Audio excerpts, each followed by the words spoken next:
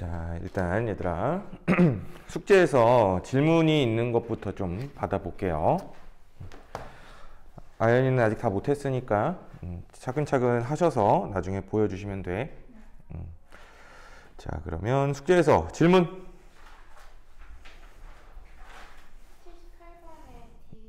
78번에 디귿. 아니 하나씩 하자. 자, 39페이지죠. 39페이지 78번. 디귿이 모르겠다고? 태양보다 질량이 큰 별은 주계열성 단계에서 태양보다 밝기가 밝고 표면 온도는 낮을 거래요.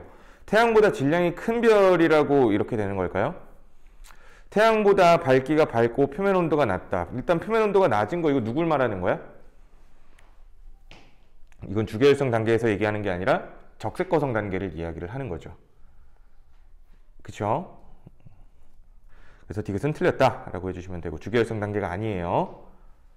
또 질문? 네, 그럼 주계열성 단계에서는 표면 온도를 비교할 수 없어요? 표면 온도를 비교를 했으니까 더 낮다는 거죠. 아, 주계열성 단계에서는? 비교를 굳이 하자면 더 높죠. 그치? 핵융합 반응이 더 활발하게 일어날 거니까. 또? 네, 저번에 그 94번 네네. 94번에? 네, 기억이라고 있잖아요. 답이 틀렸어요. 그랬었어? 내가 기억이라고 했다고? 네. 디귿 보면은 이산화탄소가 대부분 직권에 저장돼 있다. 이거 맞아요? 그러니까 수권에 저장이 되는데 수권에서 다시 직권으로 돌아갑니다. 그래서 어떤 형태가 되냐면 수권에 녹은 상태에서는 탄산이온의 형태가 되거든. 수권에서 녹은 상태는. 근데 탄산이온 상태에서 칼슘이온과 반응하면 탄산칼슘이라는 게 만들어져. 근데 그게 결국에 석회암이거든. 그래서 석회암의 형태로 저장이 되기도 하고, 또 다른 거는 이제 화석연료가 되기도 하고요. 그렇게 보시면 될 것 같아요.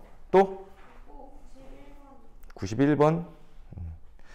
자, AB 과정에서 지구의 질량은 증가하겠죠. AB 과정에서 여기 생략되어 있지만 나와 있는 게 미행성체의 충돌이 발생을 하겠지. 그치? 그럼 미행성체 충돌이 일어나게 되면은 지구의 질량은 당연히 증가할 수밖에 없겠죠. 외부에서 미행성체들이 유입이 되는 거니까. 그래서 기억이 맞는 말이고, 니은 중심부의 밀도는 핵이 형성되었을 때 밀도가 더 클 수밖에 없겠죠. 왜? 중심부에 이제 철이 모이게 되는 거니까. 그럼 중심부 밀도는 B가 더 클 수밖에 없다 라고 보시면 되고, 지구 표면의 온도는 B에서 C로 가면서 낮아져야지 비도 내릴 수 있고 지각도 형성될 수 있다는 얘기죠. 그래서 디귿이 틀린 말이고 기억이 맞는 말이다. 또? 97이요? 97번. 자, 별의 진화 단계 중 특정 시기에 있는 거라고 얘기를 하는데, 특정 시기 보니까 중심부에서 수소 핵융합 반응이 발생을 하고 있죠. 현재 이 해당 시기는 주계열성이라고 유추를 해볼 수가 있을 것 같고, 자, 또한 그러면은 별이 수축하고 있을 거래요. 주계열성에서 수축이 일어나요? 일어나긴 하지만 별 자체의 크기는 변해 안 변해? 안 변하죠. 그래서 별이 크기는 일정하다 해서 기억은 틀리고, 니은 원시별 단계가 아니라 주계열성이고요. 디귿 수소 원자 핵 4개의 질량은 헬륨 원자 핵 1개보다 크죠. 그래야 위에 이야기하고 있는 에너지라는 게 발생할 수 있지. 근데 기억이 네네. 수축하는 거죠. 그치. 별에서 수축이라는 현상은 일어나고 있지만 팽창도 동시에 일어나고 있어서 별의 크기는 변하지 않죠. 일단 별의 크기가 변하지 않으니까 별이 수축한다는 틀린 말이죠. 별에서 중력 수축은 일어난다 하면 맞는 말이죠. 근데 하지만 별의 크기는 일정하다는 얘기죠. 여기서는 별이 수축하고 있다는 건 별이 크기가 작아지고 있다고 얘기하고 있는 거야. 알겠죠? 자, 그러면 오늘 할 거 바로 좀 이야기를 나가 볼게요. 자, 오늘은 51페이지 원소의 주기성 이 얘기 한번 해보도록 합시다.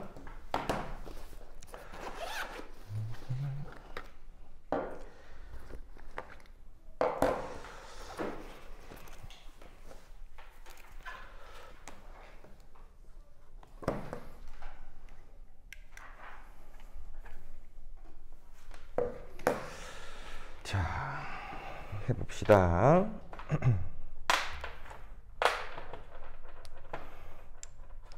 오늘 이야기할 내용은 이 과목인 화학원 2단원에 거의 그대로 나오는 단원이에요. 거의 그대로 나오는 단원. 그래서 지금 좀 잘 해놓으면 2학년 때도 편하게 될 거니까 사실 1, 2주차 수업 때보다도 오늘 게 미래를 봤을 때는 훨씬 더 중요한 수업이라고 보시면 돼요. 오늘 걸 잘 기억하고 있어야 내년이 또 편할 수 있어. 자, 그러면은 해봅시다. 자, 오늘 원소의 주기성이라는 걸 이야기를 해볼 건데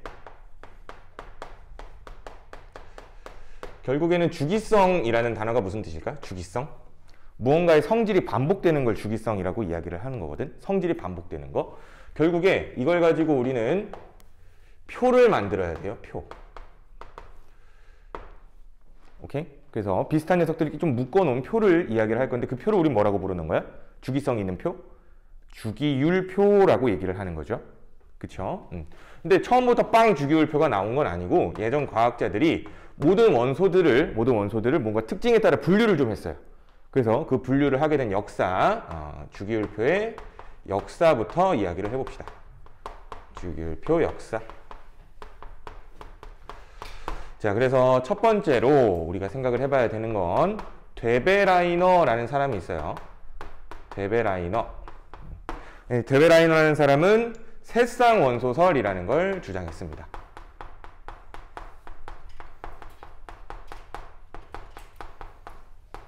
새쌍원소설이라는 걸 주장했어. 즉 원소를 3개씩 조로 묶어놨다는 이야기예요. 3개씩 조로 묶어놨다. 자, 그러면 어떤 게 새쌍원소냐? 대표적으로 리튬, 나트륨, 칼륨. 자, 얘네들이 대표적인 새쌍원소인데 이 녀석들은 화학적 성질이 비슷한 특징을 가져요.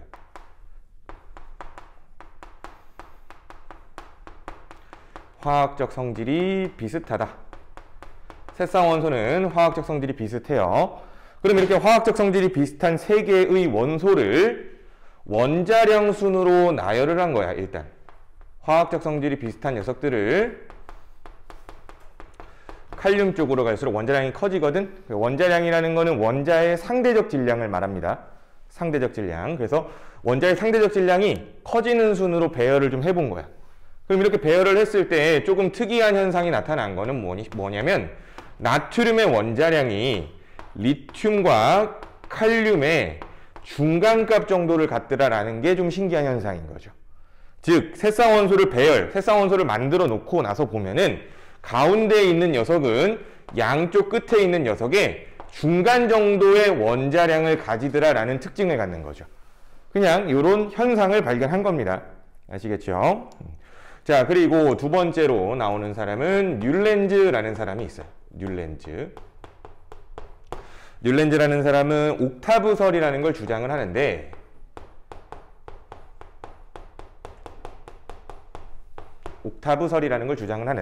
옥타브는 도레미파솔라시도 생각하면 되는 거죠. 그치? 그래서 도레미파솔라시 한번 적어보면은 도레미파솔라시 도레. 자, 뭐 이렇게 가는 게 옥타브죠, 결국엔. 그치? 즉 원소들을 도레미파솔라시도라고 생각하고 쭉 나열이라는 걸 한번 해본 거야. 그럼 이것도 마찬가지로 나열을 하는 기준이 있었어야겠죠. 그치? 그래서 기준은 역시나 원자량이 커지는 순으로 원자의 상대적 질량이 커지는 순서대로 쭉 나열을 해본 거야. 근데 나열을 해봤더니 이때 당시에 여기 레에 나오는 녀석이 리튬인데 쭉 가보니까 8번째 요 다음 레에서 새쌍원소의 하나인 나트륨이 나오는 거야. 아시겠어요? 즉 리튬과 나트륨은 앞에 얘기했듯이 화학적 성질이 비슷하다라고 얘기를 했었지. 그래서 같은 음계에 나오는 녀석들, 즉 숫자로 따져보면은 8번째에서 화학적 성질이 비슷하더라 라고 이야기하는 겁니다. 아시겠어요? 8번째에서. 그래서 숫자 매겨보면은 1, 2, 3, 4, 5, 6, 7, 8 이런 식으로 8번째에서 화학적 성질이 비슷하게 나타나더라 라는 얘기입니다. 아시겠죠? 마찬가지로 그러면 여기 미 나오는 원소랑 여기 미 나오는 원소, 파랑 파가 또 화학적 성질이 비슷하겠죠. 그래서 이런 걸 우리는 옥타브설이라고 불러요. 자, 그러면 지금까지 보니까 뭐 얘는 묶어놓기만 했고요. 얘는 나열만 해놨어. 그쵸? 아직까지 표가 나오진 않았네요. 그래서 세 번째로 나오는 게 표예요. 세 번째.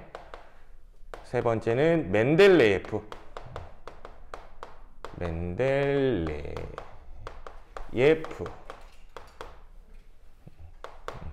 자, 멘델레예프의 경우에는 최초의 주기율표를 만든 사람이다.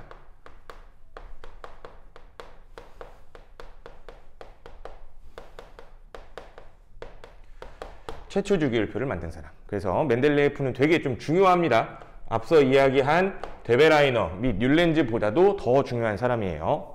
자, 그럼 이 사람이 표를 만들었으면 기준이라는 게 존재를 해야 되는데, 표를 만들려면 두 개의 기준이 있어야겠죠. 가로 기준과 세로 기준이 존재해야 돼요. 그래서 가로 기준을 뭐라고 부르냐면은, 가로는 이제 주기라고 부를 거예요. 가로 기준은 주기예요, 주기. 그래서 주기는 원자량 순으로 사용을 했고요. 이렇게 사용을 한 거야, 주기는. 가로순으로 쭉. 자, 그리고 두 번째. 세로순으로는, 세로는 족이라고 얘기를 했고요. 이 족은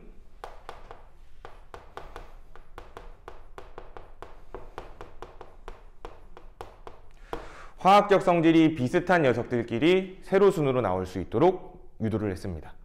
그러면 봐봐. 여기에서 이 뮬렌즈의 옥타브설에서 표를 한번 만들어 본다면 어떻게 할 수 있을 거냐면, 여기를 이렇게 잘라가지고 다음 옥타브를 이 밑에 붙이면 화학적 성질이 비슷해지겠지. 같은 세로줄에서. 이해돼? 그래서 이런 식으로 지금 표를 만들었다라고 생각을 해주시면 되는 거예요. 되죠? 그래서 예를 들어서 어떤 표가 있었냐면은, 멘델레예프 주기율표 이런 식으로 돼요. RCl, R2O, RCl2, RO, 쭉쭉쭉쭉 뭐 이런 식으로 표를 뭐 이런 식으로 만들었어요. 그래서 요쪽 세로줄에 나오는 애들 보니까 뭐 수소 있고요, 리튬 있고요, 나트륨 있고요, 뭐 여기 마그네슘 있고요, 뭐 베릴륨 있고요, 뭐 이런 식으로 나열을 한 거야. 알겠죠? 그러면 보면은 일로 갈수록 원자량이 커진다라는 얘기죠. 그치? 그리고 요 같은 세로줄에 있는 녀석들은 화학적 성질이 비슷한 녀석들이다라는 얘기가 되겠지. 그럼 이걸 이해를 해본다면은 요 R이라는 것에 대하여 좀 이해를 해보면 돼요. R. R이 네모라고 생각하면 돼. 네모. 그렇다는 이야기는 요 밑에 있는 녀석들은 요 R 위치에 들어가도 된다라는 뜻이야. 간단하게 생각하면 수소는 염소랑 결합할 때 항상 1대1로 결합해요. HCl. 자, 그리고 리튬도 염소랑 결합할 때는 LiCl로 1대1로 결합합니다. 나트륨도 NaCl 꼭 1대1로 결합을 하고요. 자, 그리고 여기도 마찬가지죠. 수소는 산소랑 결합할 때는 항상 2대1로 결합하지. 2대1. H2O, Li2O, Na2O도 마찬가지라는 얘기야.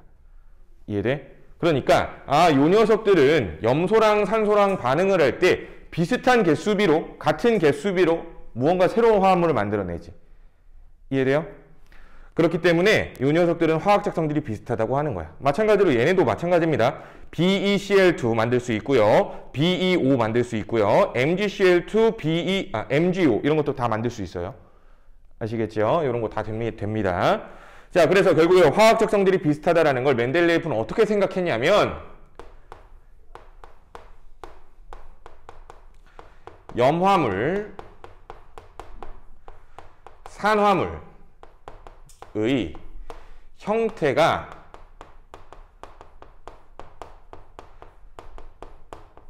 비슷하다라고 이야기해서 염화물과 산화물의 형태가 비슷하다. 자, 그렇다면 염화물과 산화물은 결국 이게 무슨 뜻이야? 염소와 결합한 화합물을 염화물이라고 하겠죠. 그리고 산소와 결합한 화합물을 산화물이라고 얘기를 하겠죠. 그렇다는 이야기는 이 멘델레예프의 주기율표에 들어가기 위해서는 무조건 뭘 해야만 하냐면 결합이라는 걸 해야만 합니다. 결합이라는 걸 해야 여기에 배치할 수 있다는 거지. 무슨 말인지 이해돼요? 결합이라는 걸 해야 배치가 가능해. 근데 이제 문제점이 뭐냐? 세 번째. 자, 이 표를 계속 사용하다 보니까 후에 아르곤이라는 원소가 발견이 됩니다. 아르곤이라는 원소. 아르곤이 발견됐으니까 여기다 배치를 해봐야겠죠. 그래서 배치를 해보려니까 원자량은 한 요쯤 나와요.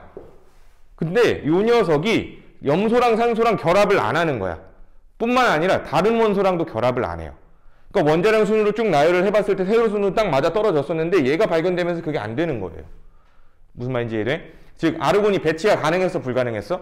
불가능했어요. 근데 뿐만 아니라 얘네 비슷한 게 헬륨도 그렇고요.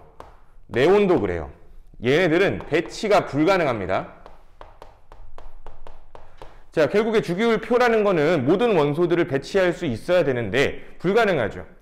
그러니까 이게 한계점이 온 거야. 아시겠죠? 그래서 우리는 나중에 얘네들 뭐라고 부를 거냐면 화학결합을 하지 않는다.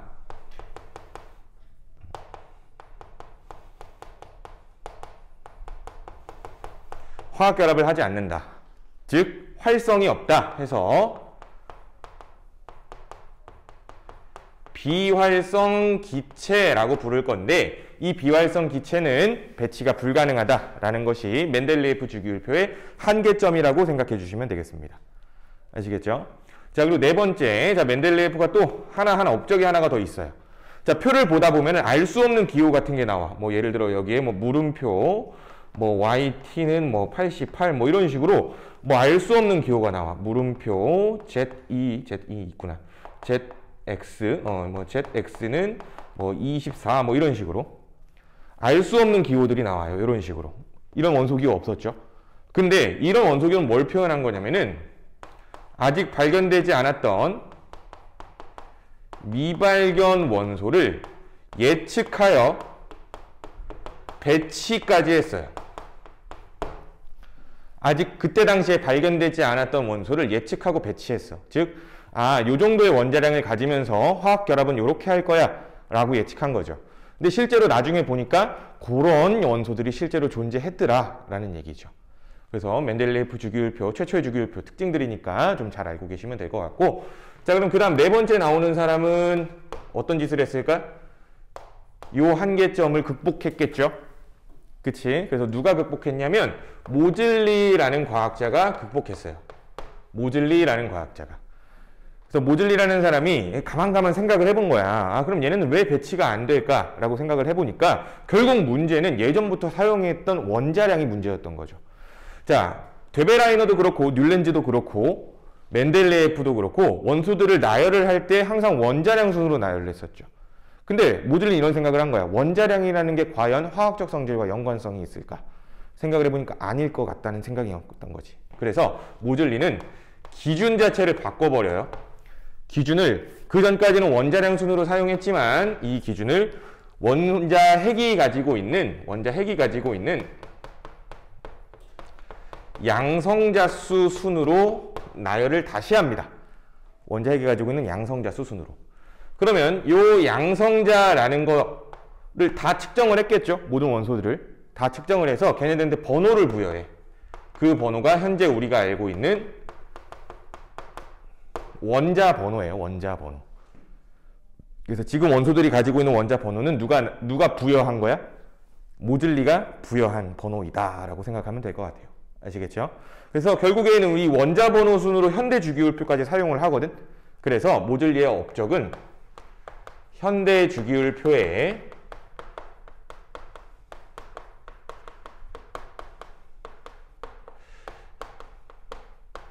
기초를 만든 사람이다 라고 기억을 해주면 될 것 같아. 아시겠죠?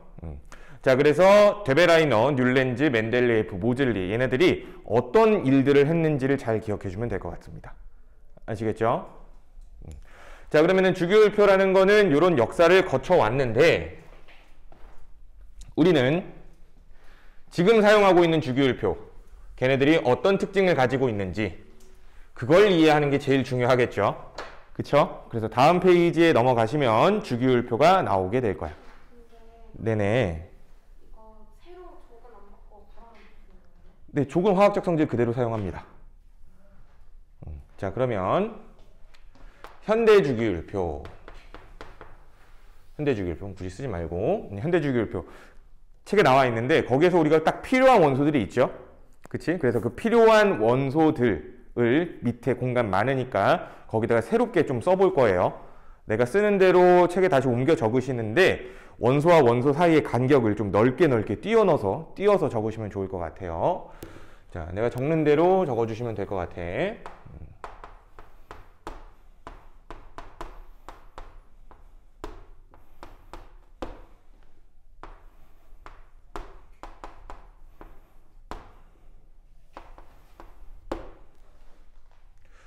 너무 많이 뗐네.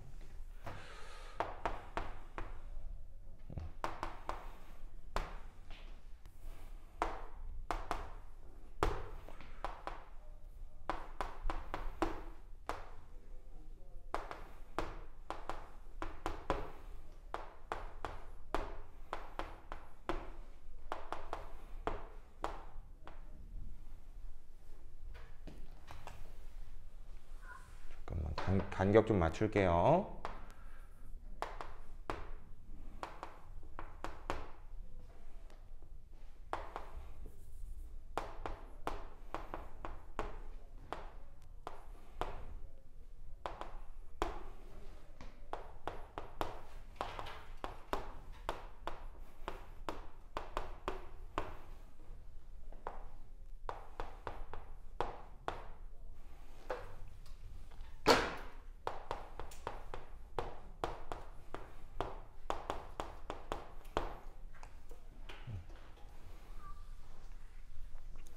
자, 이렇게 적어주세요.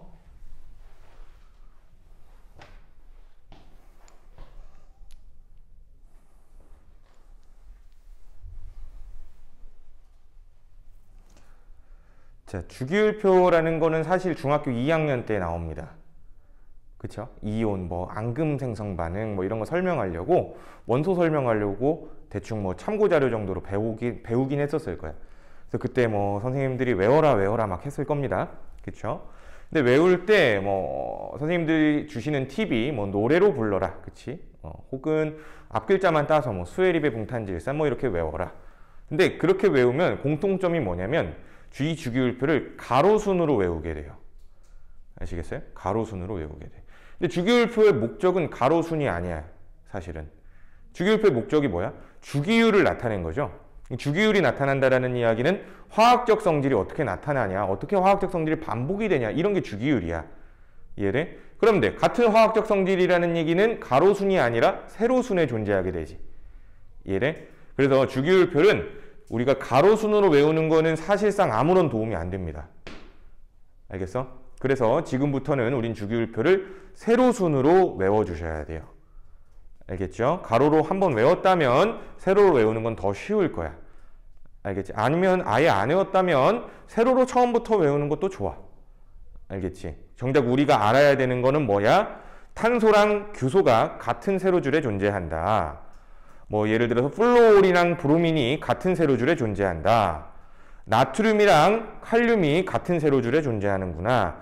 그런 걸 알아야 되는 거야. 같은 세로줄에 누가 있냐. 아시겠어요? 그래서 같은 세로줄이 누가 있냐가 중요한 거니까 세로줄로 꼭 순서로 외워주셔야 된다라는 얘기지. 알겠죠? 자, 그러면 가로줄과 세로줄의 의미가 뭔지 한번 좀 찾아내 본다면은 같은 가로줄에 있는 녀석들은 가로줄은 일단 주기라고 부를 거고요. 같은 가로줄은 주기라고 부를 거고, 이 주기의 의미는 전자 껍질수가 되고요. 주기의 의미는 전자 껍질수가 되고요. 주기는 1주기부터 7주기까지 존재합니다. 1주기부터 7주기까지. 주기 매겨보면은 얘네가 1주기고요. 얘네가 2주기고요. 요게 3주기, 요게 4주기, 쭉쭉쭉 7주기까지 있다는 얘기지. 알겠죠? 주기는 이렇게 돼. 자, 그러면 세로줄은 족이라고 부르는 거죠. 우리 족. 근데 같은 족이다 라는 의미는 족이 중요한 거야. 화학적 성질이 비슷한 녀석들을 말하는 거고, 그 녀석들은 부러졌네. 원자과 전자수가 같은 녀석들을 말해요. 원자과 전자수가 같은 녀석들. 원자과 전자수가 같은 녀석들.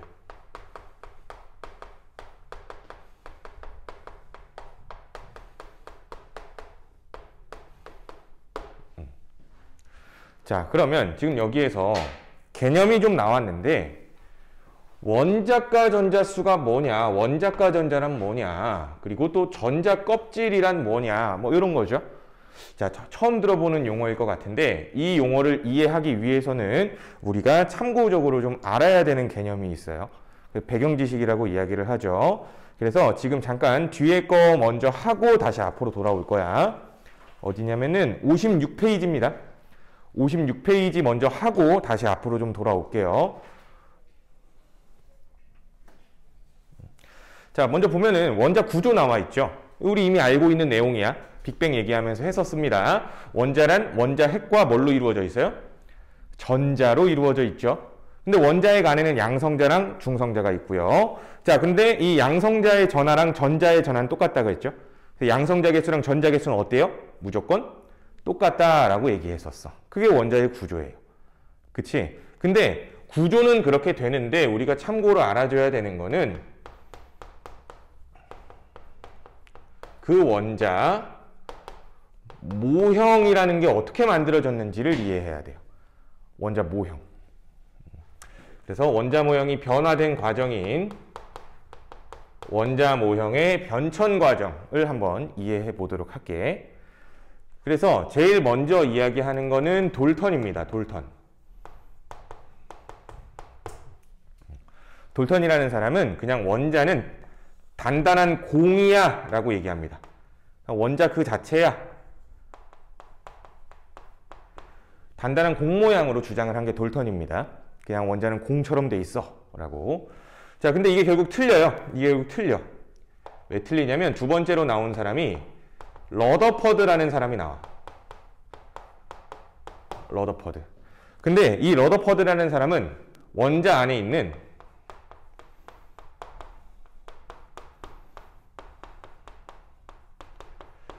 원자 핵을 발견합니다. 원자 안에 있는 원자 핵을 발견을 해요. 자, 그리고 세 번째로 나오는 사람이 톰슨입니다. 톰슨. 톰슨이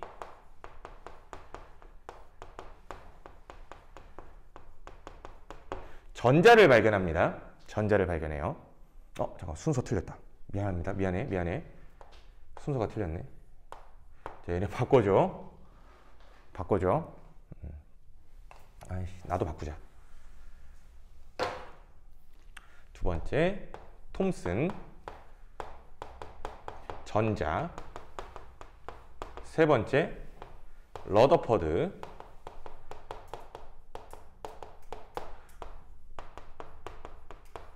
원자 핵. 이렇게 해요. 오케이? 그러면 결국 원자 이 모형이 틀렸죠? 그럼 이제 우리가 이미 알고 있는 전자 발견됐고 원자 핵도 발견이 됐지? 그럼 새롭게 모형이 만들어져야겠네? 그치? 그래서 러더퍼드가 만든 원자 모형이 어떻게 되냐면, 자, 중심에 원자핵이 존재를 할 거고 원자핵이 있었으니까 그 주변에 전자가 돌아다닌다고 이야기한 거야. 그 주변에 전자가 돌아다닌다. 그 주변에 전자가 돌아다니는데 중요한 사실은 원자핵 주변을 아무렇게나 원운동하면서 돌아다니는 거야. 아무렇게나 돌고 있다는 뜻이죠. 아무렇게나. 이래서 이때 이 전자의 중요한 사실은 이때 이 전자가 아무 곳에 존재한다. 위치 에너지가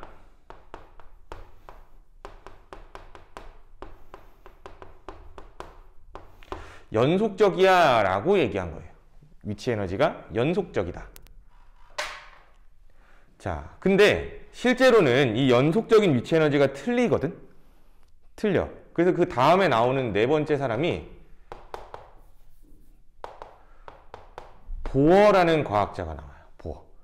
보어는 무언가 새로운 입자를 발견한 건 아니고 뭘 발견한 거냐면은 전자의 위치 에너지는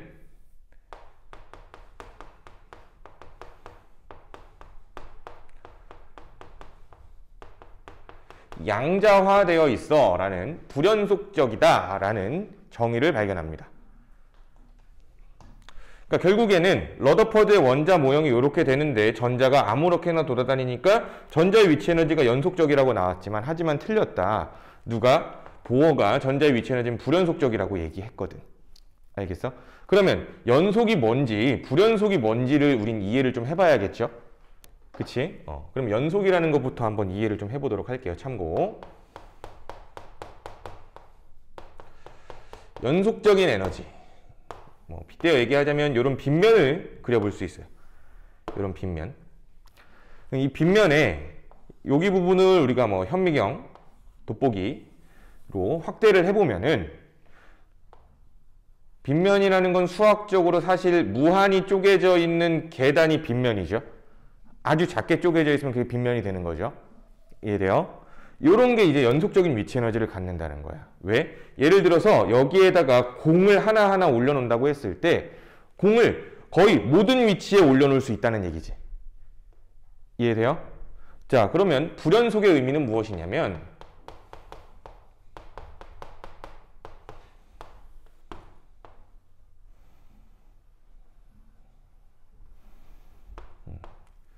자, 요런 계단이 있을 때 우린 이런 걸 불연속이라고 불러요. 이런 계단. 그래서 예를 들어 계단 높이가 여기는 100, 여기는 20, 여기는 2라고 한번 해볼까? 그러면 여기에서 공이 가질 수 있는 위치 에너지는 몇 가지로 정해져 있어. 쉽게 생각하면은 공을 여기에다 올릴 수 있어? 없어? 없지요. 이해돼? 자, 그러면 여기에서 뭘 해볼 거냐면은 에너지 방출을 한번 시켜볼 거예요. 에너지 방출. 무슨 소리냐면 불연속부터 봐봐. 내가 공을 여기에 올려놓고 얘를 떨어뜨릴 거야. 오케이? 그럼 떨어뜨릴 때 위치 에너지가 낮아지겠지. 그러면 그 낮아지는 위치 에너지만큼 에너지를 방출한다라고 가정을 해볼 거예요. 아시겠죠? 그럼 여기에서 방출할 수 있는 에너지를 한번 다 따져볼게요. 다 따져볼게. 여기까지 떨어지면은 2를 방출할 수 있죠. 여기까지 떨어지면 22를 방출할 수 있을 거고요. 여기까지 떨어진다면 122라는 에너지를 방출할 수 있죠. 이해돼요? 공이 떨어질 때 위치 에너지가 이만큼 낮아진다는 이야기예요. 자, 근데 만약에 내가 공을 여기에다 올려놓게 되면은 이 공이 떨어질 때 20의 에너지가 방출될 수 있죠. 또 120의 에너지가 방출될 수도 있죠. 자, 이번엔 내가 공을 여기에다 올려놓으면 이 공은 여기까지밖에 못 떨어지죠. 떨어질 수 있는 가능성이. 그래서 몇의 에너지? 100의 에너지 이렇게 나올 거야. 그럼 현재 이 계단에서 방출할 수 있는 에너지의 가지수는 6가지로 정해져 있죠. 특정 에너지만 방출할 수 있다는 거야. 특정 에너지만 방출할 수 있다. 돼? 근데 만약에 이 직거리를 여기 빗면에서 한다면 빗면은 무한히 쪼개져 있는 계단이라며. 그럼 여기 하나에 이렇게 공을 이렇게 올려놓고 시작을 한다면 여기에서는 예를 들어 한 78의 에너지 방출돼야 안 돼. 불가능하죠. 78의 에너지는 이 계단에서 방출할 수 없어. 근데 여기에선 가능해, 불가능해? 가능하겠지. 뿐만 아니라 23도 가능하겠죠. 뿐만 아니라 112도 가능하겠죠. 근데 여기에서는 특정한 에너지만 방출이 가능한데 얘는 모든 에너지가 방출 가능하다는 얘기야. 이해돼? 자, 그러면 이거를 이제 원자랑 한번 빗대어 얘기를 해볼게. 얘가 연속적인 에너지라 그랬죠? 잘 생각해봐. 여기 있는 공은 어떤 곳에서나 존재할 수 있어요. 어떤 곳에서나 전자는 존재할 수 있다는 거야. 공 자체가. 그럼 어떤 곳에서나의 위치 에너지를 다 가질 수 있다는 얘기지? 그럼 여기서 봐봐. 여기 있는 전자는 멀리 떨어져 있을 수도 있고 가까이 있을 수도 있고 더 가까이 있을 수도 있어. 이해돼? 뿐만 아니라 요 틈틈이 모든 곳에 존재가 가능한다는 얘기지. 이해돼? 그러면 전자는 원자핵한테 잡아당겨지기 때문에 위치 에너지를 가지게 될 건데 결국 모든 위치 에너지를 가질 수 있다는 뜻이 되는 거죠. 이해돼? 그게 연속적인 에너지라는 뜻이야. 근데 실제로는 모든 곳에 존재가 가능하다, 불가능하다? 불가능하다. 특정 에너지만 가질 수 있다. 이 뜻이야. 그러면 이것을 우리가 앞에서 배웠던 스펙트럼으로 한번 다시 이해해 볼게요. 스펙트럼으로. 봐봐. 자, 플라스크에다가 수소기체를 집어넣어 놓고 여기에다가 전기 에너지를 가해 줄 거야. 전기 에너지. 그럼 에너지를 가해 줬으니까 여기 있던 수소 원자들이 에너지를 흡수해야겠죠? 흡수했다 다시 어떻게 할 거야? 방출할 거예요. 그럼 에너지를 흡수한다라는 얘기는 무슨 뜻이냐면은 공을 올려놓는다라는 얘기가 흡수시키는 거야. 알겠죠? 공을 올려놓는 게 흡수시키는 거야. 그러면 이렇게 올라갔던 공은 다시 어떻게 될 수밖에 없어요? 떨어질 수밖에 없어요.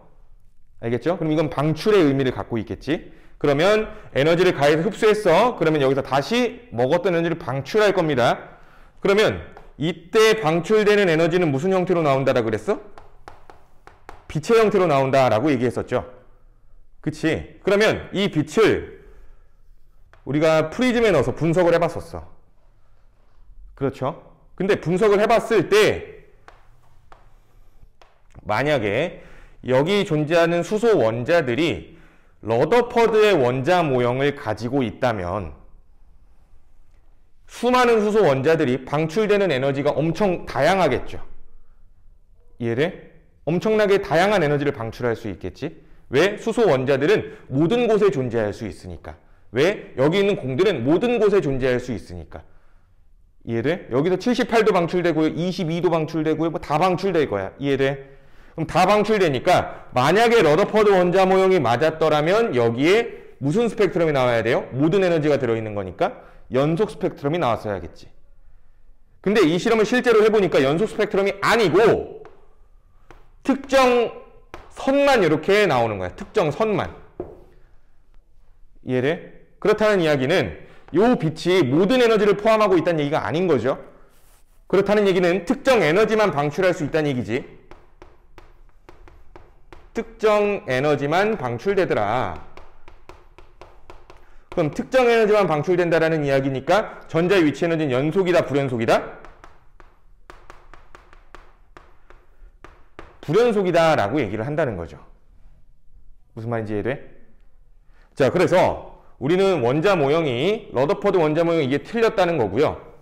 새롭게 불연속적인 에너지를 가질 수 있도록 원자 모형을 새롭게 모델링을 해야 되는데 결국 보어가 어떻게 모델링을 했냐.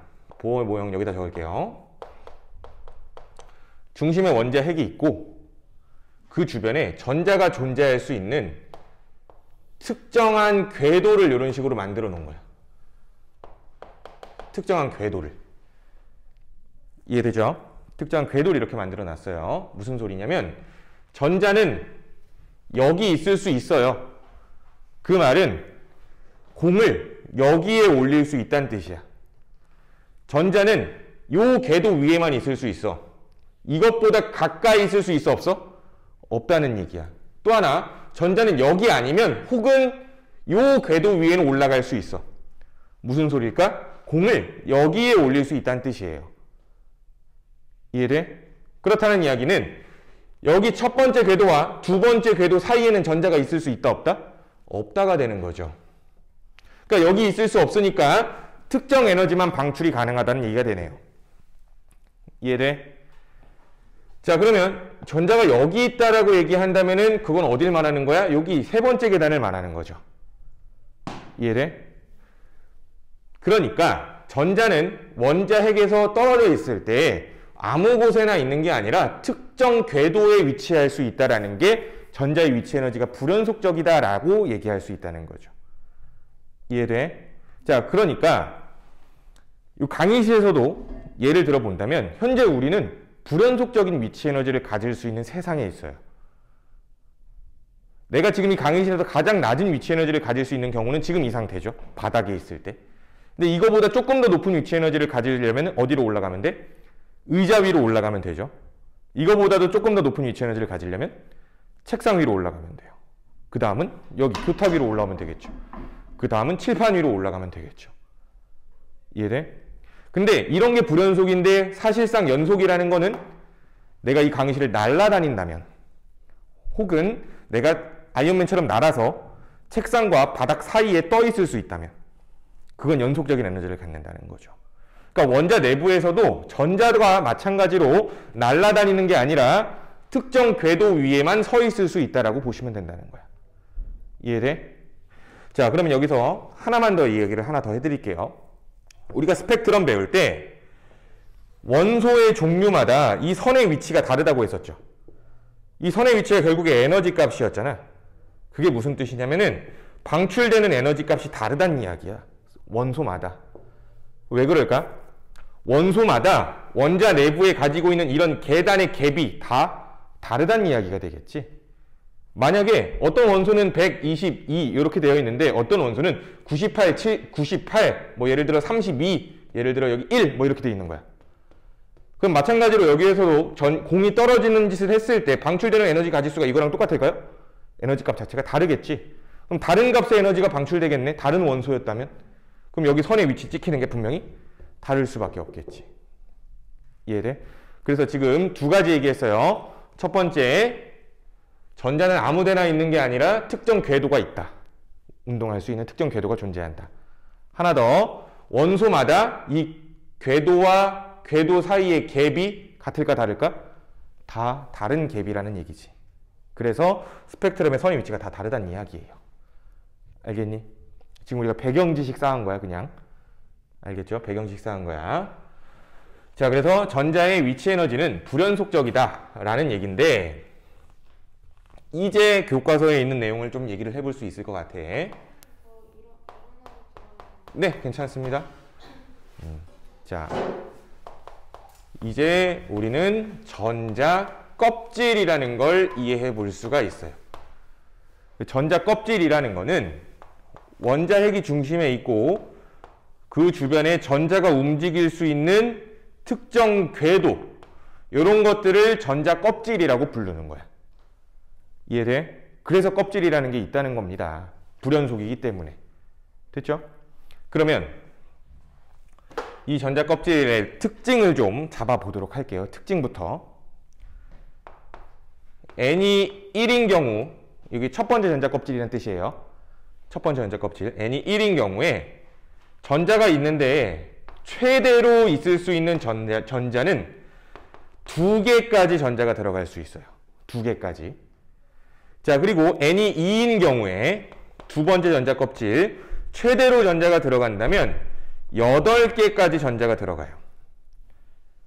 N이 3인 경우엔 최대로 전자가 들어갔을 때는 18개의 전자가 들어갈 수 있어.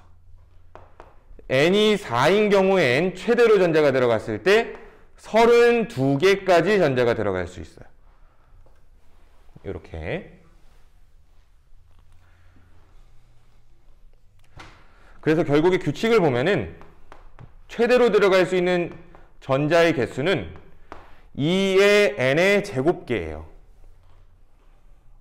근데 뭐 최대로 들어가는 건 사실 크게 중요하지는 않아. 근데 왜 최대로 2개, 8개, 18개, 32개냐? 이런 거는 나중에 화학원에 가시면 배울 수 있어요. 자, 그래서 이게 중요하진 않다 그랬죠? 그럼 정작 중요한 건 뭐냐면 안정되게 전자가 들어가는 경우. 안정되게. 첫 번째 껍질에는 전자가 2개가 들어가면 안정하고요. 두 번째 껍질엔 8개가 들어가면 안정합니다. 세 번째 껍질도 8개가 들어가면 안정하고요. 네 번째 껍질도 8개가 들어가면 안정합니다. 오케이?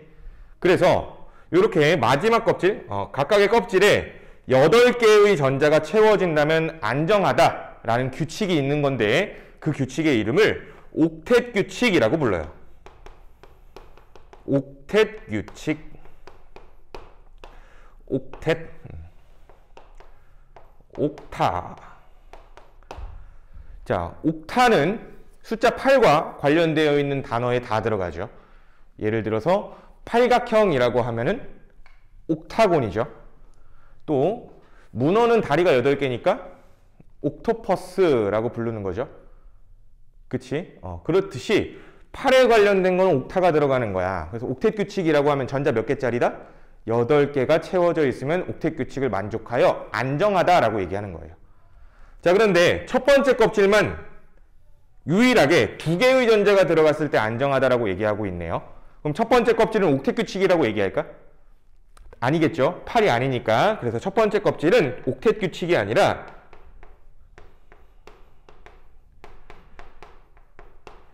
듀엣 규칙이라고 불러요. 전자가 두 개이기 때문에 듀엣 규칙이라고 부르는 거야. 아시겠죠? 자, 이렇게 들어가면 전자가 안정해지더라. 원자가 안정해지더라. 라고 생각해 주면 돼요. 자, 그러면 이제 좀 별표를 치고 이걸 활용하여 지금까지 배운 배경 지식을 활용하여 전자 배치를 한번 해볼 겁니다.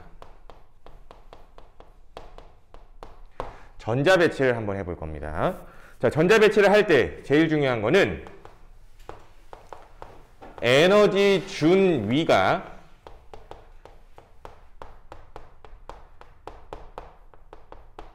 낮은 전자 껍질부터 채워라. 에너지 준위가 낮은 전자 껍질부터 채워라. 자, 이 말이 무슨 뜻이냐면은 원자핵이 있을 때 자, 이렇게 주변에 전자 껍질이 있겠죠? 그치? 그래서 이 껍질을 우리가 계단으로 표현했을 때는 어떻게 표현했었어? 뭐 이런 식으로 표현했었죠? 그치? 그러면 가장 낮은 위치 에너지를 가질 때가 여기죠? 그치? 이게 뭐에 빗대어졌었어? 여기 바닥이었죠? 그리고 그거보다 높은 위치 에너지를 갖는 경우 여기였죠? 여기 강의실에서 생각하면 의자 위. 의자 위가 어디예요? 여길 말하는 거죠. 자, 그리고 여기는 책상 위가 되겠지? 그치? 그 책상 위가 어디예요? 여기죠. 그렇다는 이야기는 에너지 준위가 낮은 거부터 채워라. 즉 아래쪽부터 차근차근 채워라 라는 이야기예요. 아래쪽부터. 에너지 준위가 낮다라는 건 위치 에너지가 낮은 거부터 채워라. 안쪽부터 채워라. 뭐 이런 뜻이야. 적어 놓을까요? 안쪽부터 채워라. 껍질 1이 네. 가장 안쪽에 있는 거 아닌가요? 그쵸. 자, 그러면 예를 들어 이제 바로 한번 해보자. 바로 한번 해보자. 자, 칼륨? 칼슘이라고 합시다. 칼슘. 자, 칼슘은 원자 번호가 몇 번이냐면 칼슘 원자 번호 20번이야. 자, 그럼 이 녀석은 양성자가 20개 있다는 얘기지. 전자도 몇 개? 20개 있다는 얘기겠죠. 그럼 그 20개의 전자를 에너지 준위가 낮은 전자 껍질부터 안쪽부터 채우라는 얘기예요. 알겠죠? 그러면 첫 번째 전자 껍질에 최대 몇 개 들어가요? 2개 들어가죠? 일단 2개 넣어요. 두 번째 껍질에 이제 넣어야겠죠? 왜 더 이상 못 들어가니까. 두 번째 껍질에 최대 몇 개 들어가?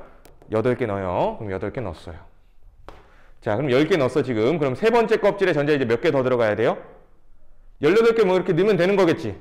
그치? 근데 나머지 전자인 10개를 그럼 여기다 넣으면 될 것 같은데 10개 넣으면 돼? 안 돼? 안 돼요. 왜? 18개가 들어갈 수 있지만 안정되게 들어가는 건 몇 개라고? 8개 들어갔을 때 안정된다라고 했으니까 10개를 나머지 넣는 게 아니라 여기에 이제 8개만 넣는 거야. 그리고 나서 나머지 2개의 전자가 남죠? 그 남는 2개의 전자를 어떻게 할까? 네 번째 껍질에 집어넣어야죠, 그냥. 이해돼? 그래서 이게 지금 안정한 전자 배치라는 이야기예요. 안정한 전자 배치다. 한 번 더 해보자.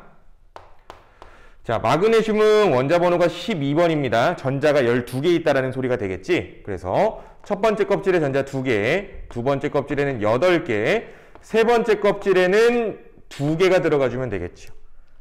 세 번째 껍질에는 2개가 들어가면 된다. 이런 식으로. 이해됩니까? 그럼 보니까 요 녀석은 현재 옥텟 규칙을 아직 만족하고 있진 않죠. 그치? 왜? 마지막 껍질에 2개니까. 8개가 안 됐잖아. 그치? 그래서 이 녀석이 옥텟 규칙을 만족하기 위한 방법으로는 2가지 방법이 있을 겁니다. 외부에서 6개의 전자를 여기다 받아오면은 8개가 되겠죠. 그 두 번째 방법. 아예 이거를 갖다 버리는 방법. 그치? 그러면 갖다 버리는 게 더 편하겠죠. 그래서 이걸 버리는 거야. 안정되기 위해서는. 그래서 이 원자가 안정된다면, 더 안정된다면 전자 2개를 버리고 전자 배치가 이렇게 되는 거죠. 이해돼요? 그럼 전자 2개를 버렸으니까 현재 양성자는 12개인데 전자는 18개죠. 양성자가 2개 더 많기 때문에 이 칼슘이라는 원자가 2+ 상태의 이온이 되는 거죠. 이해돼? 그래서 칼슘이라는 녀석의 전자 배치가 요딴 식으로 돼서 마지막에 두 개의 전자를 가지고 있기 때문에 칼슘은 자연적으로 안정되기 위해서는 E+가 될 수밖에 없는 거야. 이해돼? 그래서 중학교 때 칼슘 이온, Ca+라고 얘기하면 말도 안 되는 소리였던 거죠. 왜? 얘는 전자 하나를 버린다고 해서 옥텟이 만족되지 않거든. 몇 개를 버려야 돼요? 무조건 두 개를 버려서 E+가 돼야만 하거든. 이게 안정되는 겁니다. 그래서 이건 안정한 이온이라고 얘기하는 거야. 자, 그럼 마찬가지 원리로 마그네슘도 마찬가지로 현재 옥텟을 만족하고 있지 않죠? 마지막 껍질이 두 개가 있으니까. 그럼 얘도 마찬가지로 옥텟을 만족하기 위한 방법으로는 뭐가 있어요? 마지막 껍질에 두 개의 전자를 버려서 전자 배치가 2개, 8개 이렇게 되어 있으면 안정되는 거죠. 그럼 양성자는 여전히 12개인데 전자가 10개밖에 없으니까 이 녀석은 Mg2+라고 하는 거야. 그래서 Mg+라고 하면은 결국 그냥 무조건 틀린 거죠. 말이 안 되는 거죠. 자연의 법칙상. 이해돼? 그래서 안정되기 위해서 똑같이 전자 2개를 버려서 같은 이온이 됐어요. 같은 전하를 띤 이온이 되는 거죠. 그럼 얘네들이 결국에 화학적 성질이 어떤 거예요? 비슷한 거지. 이해돼? 그래서 마지막 껍질에 들어있는 전자의 개수가 같으니까 주기율표에서 봤을 때 이 녀석들은 똑같이 같은 세로줄에 위치함을 확인할 수 있어요. 마그네슘과 칼슘이. 이해됩니까? 아시겠어요? 그래서 이런 식으로 전자 배치가 되니까 화학적 성질이 비슷하다라고 얘기를 하는 거야. 아시겠죠? 자, 그럼 여기서 에너지 관계 하나만 더 얘기를 할게요. 하나만 더. 만약에 뭐라고 할까요? 수소라고 할게요. 자, 수소가 전자 몇 개 있어요? 하나 있지요? 그럼 수소의 안정된 전자 배치라는 건 뭐예요?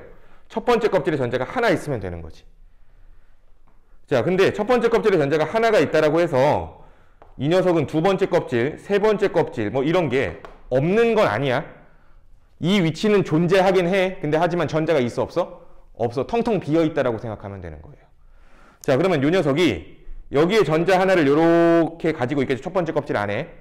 그치? 그러면 여기다가 내가 에너지를 주면은 얘는 어떻게 되는 거야? 요만큼의 에너지를 흡수해서 뭐 여기로 올라올 수 있는 거죠. 혹은 여기로 올라올 수 있는 거죠. 이해돼? 이게 현재 이렇게 올라오는 게 에너지를 흡수했을 때 전자는 이렇게 이동합니다. 에너지를 흡수했을 때. 자, 그럼 한 가지 더. 자, 그럼 여기에 올라와 있는 요 전자가 똑같이 이만큼 에너지가 낮아지면은 이건 에너지가 방출되는 거겠죠. 그래서 에너지 방출.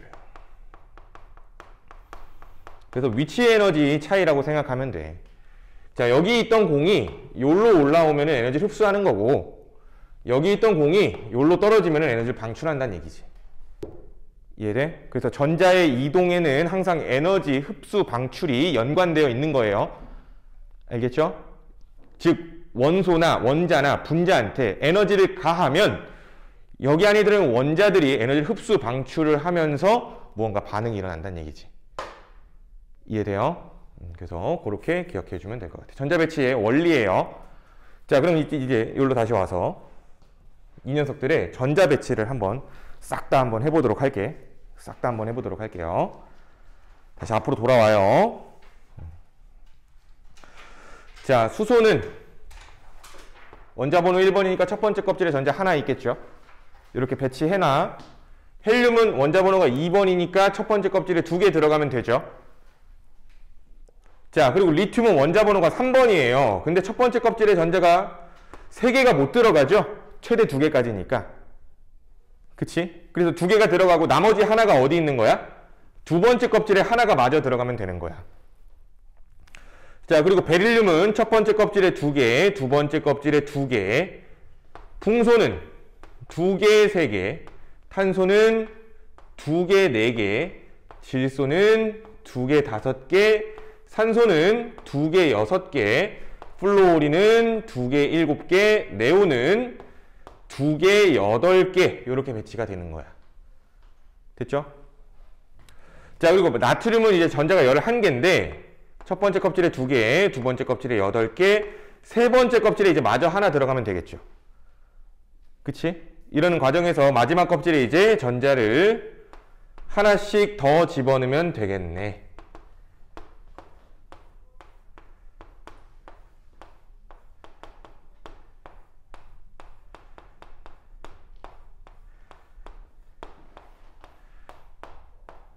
요렇게. 여기 앞에 안 쓴 거는 2개, 8개 있는 거야. 그냥 생략한 겁니다. 자, 그럼 이제 칼륨이 되면은 전자가 하나 더 많아야 되는 거니까 4번째 껍질에 하나. 칼슘이 되면은 4번째 껍질에 2개. 이렇게 되겠지. 전자 배치 이렇게 해놔. 자, 지금 딱 보면은 결국엔 규칙성이 보이셔야겠지요. 그치? 그래서 같은 가로줄에 있는 원소들을 보면은 전자가 채워진 전자 껍질 수가 똑같죠. 얘는 하나, 2개, 3개. 그쵸? 그리고 같은 세로줄에 있는 녀석들을 보면은 마지막 껍질에 있는 전자의 개수가 같지요.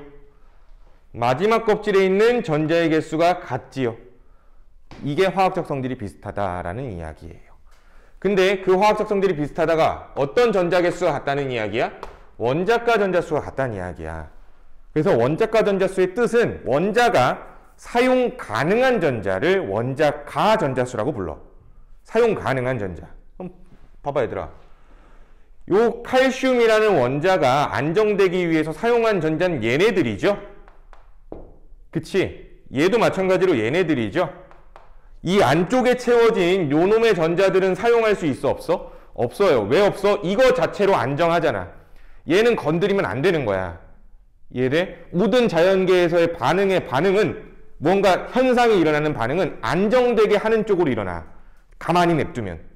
그러니까 얘는 내가 인위적인 짓을 하지 않는 이상 움직여 안 움직여? 얘는 안 움직이는 거야. 인위적인 짓이라는 얘기는 여기다 에너지를 주는 얘기죠. 내가. 이해돼? 그래서 사용하는 전자는 얘네들인 거죠. 결국에 마지막 전자 껍질에 들어있는 전자들을 사용한다는 얘기니까 얘네들을 원자가 전자수라고 부르는 거예요. 아시겠어요? 화학결합에 영향을 주는 전자예요. 얘네들이 결국엔. 자, 그럼 중요하게 또 보면은 요 녀석들 있죠. 요 녀석들. 자, 같은 세로줄입니다. 보면은 얘는 마지막 껍질에 2개, 8개, 8개지. 그치? 그럼 얘네 마지막 껍질에 들어있는 전자 개수가 같아 달라? 다르네요. 그치? 나머지는 다 똑같은데 얘는 달라요. 그러면 뭔가 오류가 있는 거잖아. 그치? 근데 오류라기보다는 이건 뭐냐면은 정확히 맞는 말이야. 그냥. 왜냐면 얘네들은 원자과 전자가 0개거든요. 없어요. 왜 없다라고 얘기할까? 헬륨은 요걸 만족하죠. 네온은 요걸 만족하죠. 아르곤은 요걸 만족하죠. 그치? 그래서 이 녀석들은 이미 이 전자 배치 자체가 안정하기 때문에 전자를 잃거나 얻거나 할 필요가 있어 없어? 없단 얘기야. 그럼 잃지도 않고 얻지도 않기 때문에 화학 반응을 할까 안 할까? 안 할 거예요. 다른 원자랑 전자의 교환을 하지 않는다는 이야기지. 이해돼? 그래서 이 녀석들은 원자가 사용할 수 있는 전자가 0개라고 얘기를 하는 거고 이미 안정하다라는 얘기고 이미 안정하다라는 얘기가 화학 결합을 하지 않는다라고 얘기할 거고 화학 결합을 하지 않는다라는 거를 활성이 없다. 비활성 기체라고 얘기할 거고요. 아시겠어요? 그래서 얘네들도 화학적 성질이 같다는 거야. 그치? 왜? 반응을 안 하는 걸로 같은 거죠. 됐니?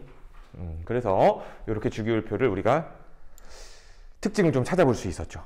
이렇게 전자배치를 한번 하고 나면은. 자, 그래서 족의 번호를 좀 매겨보면은 1족, 2족, 3족이 아니고 13족이에요. 그리고 14족, 15족, 16족, 17족, 18쪽 이렇게 되는 거예요. 1쪽부터 몇 쪽까지 있어요? 18쪽까지 있습니다. 오케이? 근데 보면은 요 칼슘 뒤로는 사실 중학교 때도 뭐 원자번호 20번까지만 외우면 된다 뭐 이렇게 얘기했었을 거야. 자, 그 이유가 뭐냐면 칼슘 뒤에 우리 전체 주기율표 한번 봐봐. 칼슘 뒤에 누가 있어요? 스칸듐이 존재하죠. 스칸듐은 원자번호 몇 번이냐면 21번이에요. 스칸듐은 원자번호 21번인데 어떤 차이가 나타나냐면 스칸듐 가체는 전자 배치를 해보잖아.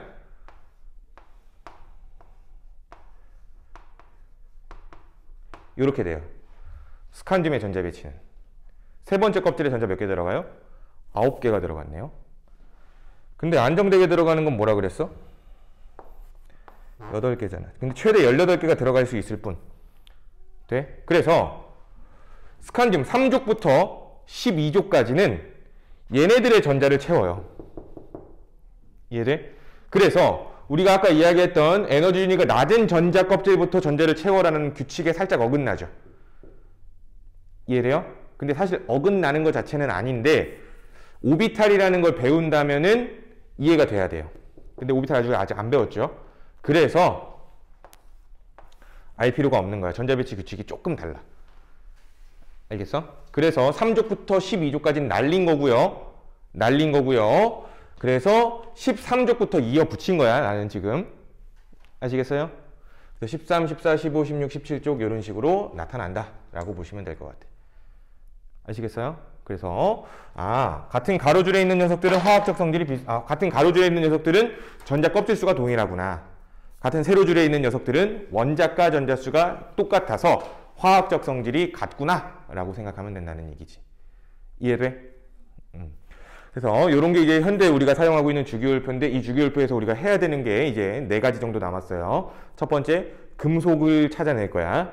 두 번째, 비금속을 또 찾아낼 거야. 세 번째, 금속 중에서도 대표적인 금속들에 대한 성질을 볼 거고요. 비금속 중에서도 대표적인 비금속에 대한 성질을 볼 거예요. 아시겠어요? 즉 이제 여기에서 우리가 금속의 성질, 비금속의 성질을 뽑아내 볼 겁니다. 오케이? 자, 그러면 그거는 10분만 쉬었다가 이어서 진행을 할게.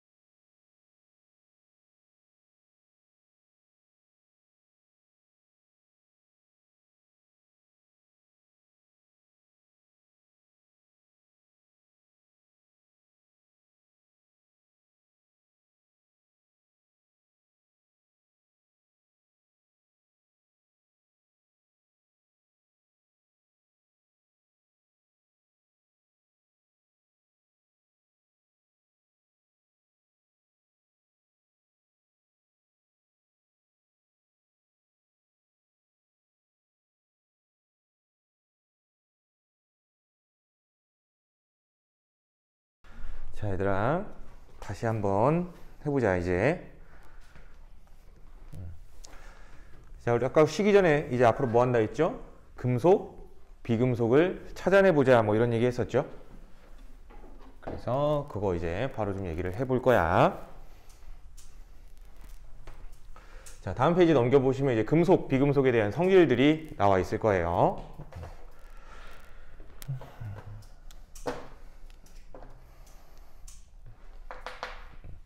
자, 먼저 자, 우리 금속에 대한 성질들을 좀 정리를 해보도록 합시다. 금속은 먼저 첫 번째로는 전기가 잘 통하는 녀석이죠. 그치? 그리고 또한 뭐 주방용품들, 뭐 프라이팬, 냄비 이런 거 다 금속으로 만들지. 그 이유가 열도 잘 통하기 때문이죠. 그래서 전기 전도성, 열 전도성이 크다. 전도성이라고 하면은 잘 전달한다는 이야기죠. 전기를 잘 전달하고 열을 잘 전달한다. 이런 특징. 두 번째, 상온에서, 상온이라고 얘기하면 보통 25도씨 정도를 이야기하는 거니까 그러니까 평상시 온도, 상온. 상온에서 대부분 고체 상태로 존재를 하게 되는데 Hg, 이게 누구니? 수은이죠, 수은. 수은만 유일하게 액체 상태로 존재를 하게 됩니다. 수은만 유일하게. 자, 그리고 세 번째, 전성, 연성이라는 성질을 가져요. 전성과 연성. 전성이라는 거는 표짐성을 말해요. 표짐성. 자, 연성이라는 거는 뽑힘성을 말합니다. 뽑힘성. 간단하게 보면 어떤 금속 덩어리를 프레스로 누르면, 압력을 가하면 얇게 뭐 금박, 은박 이렇게 알루미늄 박처럼 넓어지겠죠. 그럼 표짐성을 말하는 거고, 연성은 뭘 말하는 걸까? 금속 덩어리를 잡아다가 쭉 늘려보는 거야. 그럼 쭉 늘어나겠죠. 그래서 그 얇게 뽑히는 걸 연성이라고 불러요. 아시겠죠? 자, 근데 이런 게 이제 일반적인 특징인데 제일 중요한 것 중 하나는 전자를 잃기 쉬운 성질을 가진 녀석들이 금속이에요. 그래서 결국 양이온이 되기 쉬운 녀석들이 금속이라는 얘기죠. 자, 그래서 이 네 번째 특징에 대해서 우리는 금속성이라고 부를 거야. 네 번째 특징에 대해서는 금속성. 그래서 이 금속성은 어떨 경우에 커지고 어떨 경우에 작아지는지를 이제 표에서 한번 이해를 해볼 건데, 그래서 먼저 같은 주기 원소들의 금속성을 한번 비교를 해볼 거예요. 그래서 리튬과 베릴륨 가지고 한번 이야기를 해봅시다. 자, 일단 리튬 쪽으로 갈수록 양성자 수는 줄어들지요. 원자 번호가 적어지니까. 원자핵이 가진 양성자 수가 줄어들어요. 리튬 쪽으로 갈수록. 얘는 플러스 3, 얘는 플러스 4죠. 그쵸? 자, 근데 양성자 수가 줄어들게 되면은 원자핵이 가지고 있는 핵 전하량이 감소하게 되지. 그치? 그럼 핵 전하량이 감소하게 된다면 핵과 전자 사이에 인력이 약해지겠지. 핵은 플러스를 띄고요. 누구 때문에? 양성자 때문에. 전자는 마이너스를 띄면 얘들 사이에 인력이 있을 거잖아. 근데 플러스의 세기가 약해지는 거니까 이게 약해질수록 둘 사이의 인력은 약해지겠지? 이해돼요? 그러면 잡아당기는 게 약해지고 있으니까 당연히 전자는 잃기 쉬워지겠죠. 인력이 약하니까. 그럼 전자를 읽기 쉽다면 양이온이 되기 쉬웠던 거고,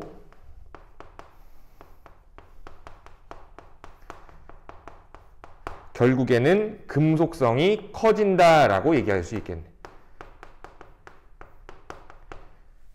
그렇죠. 같은 주기에서는 원자 번호가 작아질수록 금속성이 커지는 거야. 이런 인과관계들이 다 있어. 그러니까 외우는 게 아니란 얘기죠. 쉽게 생각하면. 자, 그리고 두 번째. 같은 족 원소들로 비교를 해보면 리튬, 나트륨, 칼륨 얘네 가지고 한번 해보자. 자, 리튬은 2주기이기 때문에 껍질 2개고요. 나트륨은 3주기니까 껍질 3개. 칼륨은 4주기니까 껍질이 이렇게 4개가 있겠죠? 그래서 이번엔 이 아래로 내려갈수록 껍질 수가 많아지게 되죠. 아래로 내려갈수록 껍질 수가 많아져요. 그럼 껍질 수가 많아지게 되면은 핵과 전자 사이에 거리가 멀어지게 되는 거죠. 리튬의 원자과 전자는 두 번째 껍질에 있으니까 요만큼의 거리, 나트륨은 요만큼, 칼륨은 요만큼의 거리에 있으니까.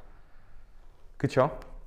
그럼 핵과 전자 사이의 거리가 멀어진다면 핵과 전자 사이의 인력 역시 약해지겠지? 더 멀어지니까. 이해돼? 그럼 인력이 약해지면은 당연히 전자를 읽히는 쉬워질 거고요. 결국엔 양이온이 되기 쉽다가 될 거고요. 결국에는 금속성이 커진다라고 하겠지. 그래서 이쪽에 금속성이 커지는 걸 한번 표현을 해본다면, 자, 요로 갈수록 금속성이 점점 커진다고 볼 수 있겠네. 리튬, 베릴륨까지만 하자. 자, 요로 갈수록 금속성이 커진다라고 할 수 있겠지. 금속성이 커진다. 자, 또 같은 족에서 보면은 요 아래로 내려갈수록 금속성이 커진다라고 보겠죠. 이해돼요? 자, 그러면 여기에서는, 이 표에서는 가장 왼쪽에 있는 게 일단 금속성이 제일 크겠죠? 그치? 근데 그 중에서도 또 가장 아래쪽에 있는 게 금속성이 제일 크겠죠? 그럼 여기에서 금속성이 제일 큰 원소가 누가 될까요? 칼륨이 금속성이 가장 크게 되겠네, 여기에서는. 이해돼요? 자, 그러면 이젠 비금속에 대해서 마저 좀 이야기를 할게요. 비금속.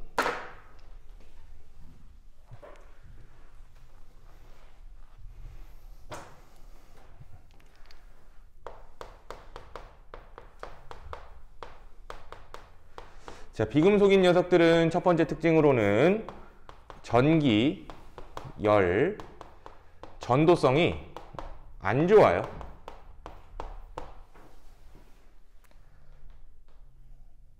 자, 그리고 두 번째로는 상온에서 고체 또는 기체로 존재하게 되는데, 얘도 유일하게 상온에서 Br, 브로민이죠. 브로민, Br, 브로민이에요. 브로민은 액체로 존재합니다.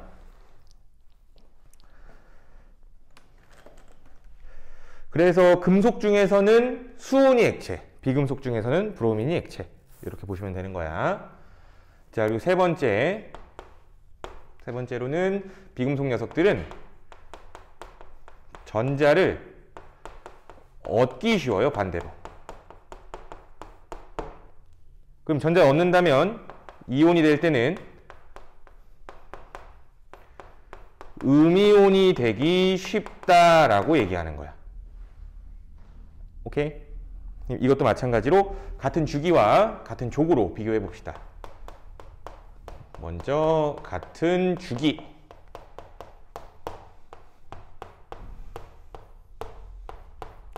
자, 얘네 2주기 원소들이죠.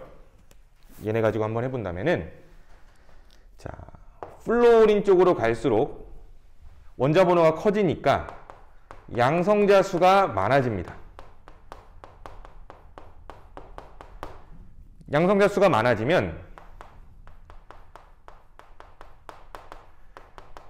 핵 전하량이 세지는 거고, 핵 전하량이 세지면 핵과 전자 사이에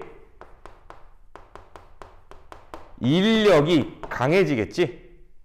그럼 인력이 강해진다면 전자를 얻기는 쉬워질 거고요. 결국 음이온이 되기 쉬운 거고요.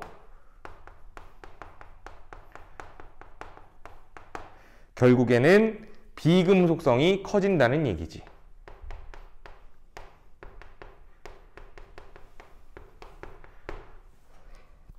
아시겠죠? 자, 그럼 두 번째로 같은 족을 비교해보면 플로린, 염소, 브로민, 아이오딘, 얘네 17족 원소죠. 17족 원소. 그럼 17족 원소 껍질 비교해보면 2주기니까 2개, 3주기니까 3개, 4주기니까 4개, 5주기니까 7개? 5개? 뭐 이렇게 되겠죠. 자, 그럼 이번에는 이 위로 올라가 보자. 자, 위로 올라갈수록 껍질 수는 적어져요. 이번엔. 그럼 껍질 수가 적어지니까 핵과 전자 사이의 거리는 가까워지죠. 거리가 가까워지면 핵과 전자 사이의 인력은 강해지겠죠. 핵과 전자 사이 인력이 강해지면은 위로 올라갈수록 전자를 얻기는 쉽다가 되고요. 즉 음이온이 되기 쉽다라는 이야기고, 결국 비금속성이 커진다고 되겠네. 비금속성이 커진다. 이해돼요? 자, 그러면 또 마찬가지로 저기에다 표현을 한번 해보면, 요로 갈수록 비금속성이 커지고요.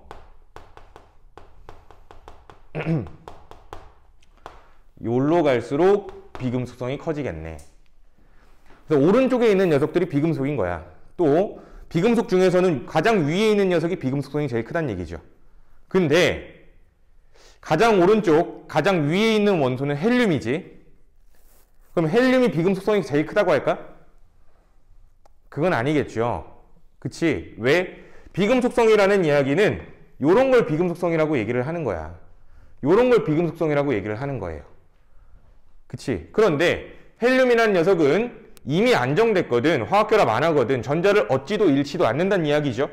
그래서 이 18족 원소인 요 녀석들은 비금속이기는 하되 비금속성은 거의 없다라고 얘기하는 거예요.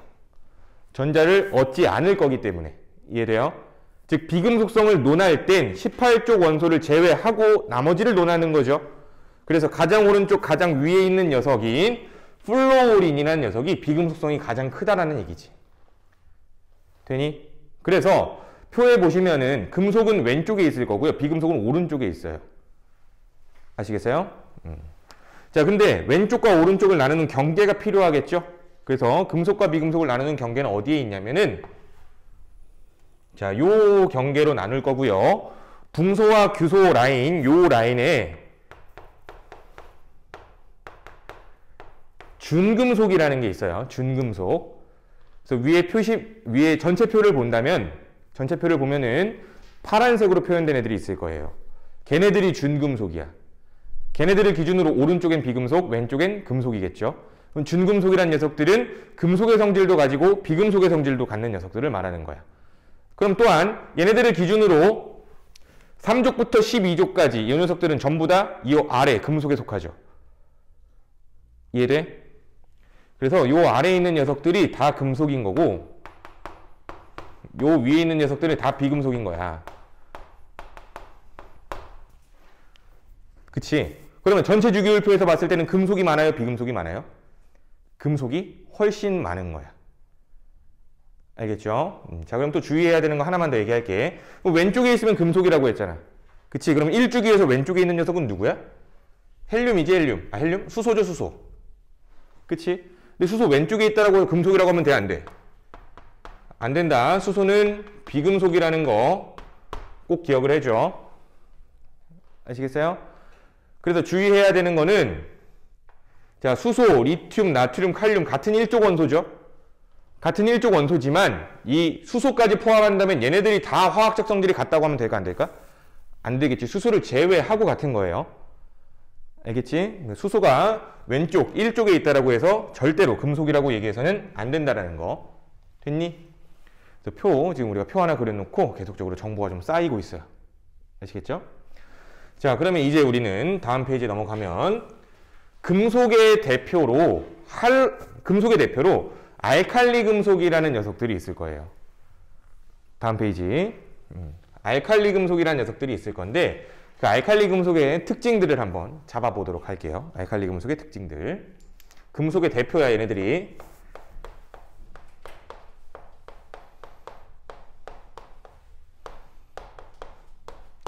자, 알칼리 금속 녀석들은 누굴 말하냐면 주기율표에서 수소를 제외한 일족 원소를 알칼리 금속이라고 얘기합니다. 수소를 제외한 일족 원소. 그래서 누구 있을까? 리튬, 나트륨, 칼륨, 루비듐, 세슘, 프랑슘 뭐 이런 식으로 있는데 우린 사실 루비듐, 세슘, 프랑슘 얘는 몰라도 되죠. 그래서 칼륨까지만 기억을 해주면 됩니다. 자, 그러면 아래로 내려갈수록 2주기, 3주기, 4주기 이렇게 되는 거니까 아래로 내려갈수록 껍질 수가 많아지죠.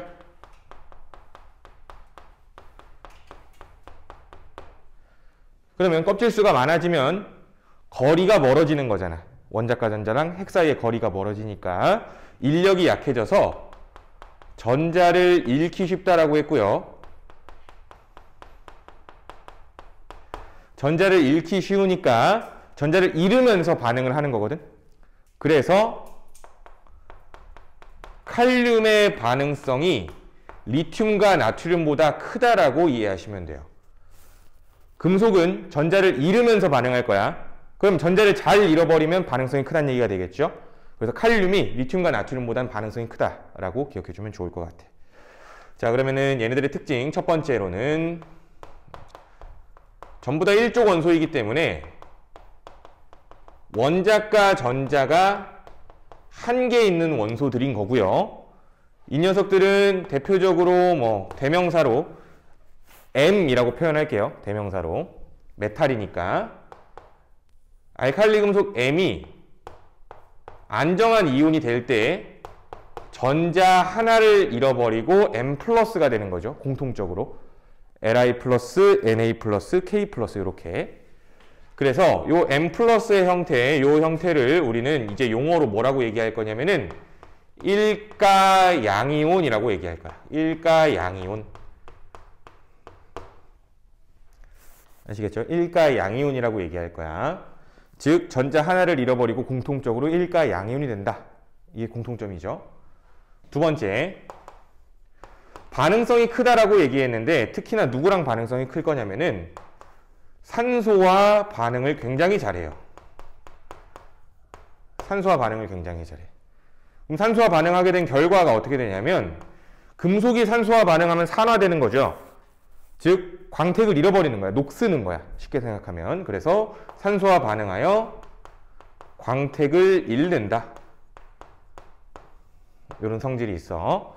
자, 근데 이거에 관련된 실험이 하나 있어서 실험 하나 얘기를 해드리면은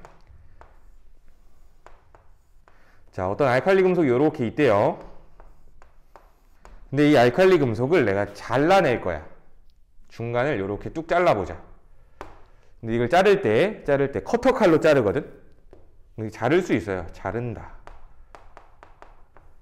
근데 커터 칼로도 잘린대요. 그렇다는 이야기는 이 금속 자체가 굉장히 무른 금속이란 얘기지. 무른 금속이다. 단단한 금속이 아니라는 얘기예요. 커터 칼로도 잘린다 그래서 알칼리 금속은 굉장히 물러요. 그럼 이렇게 잘라버리게 되면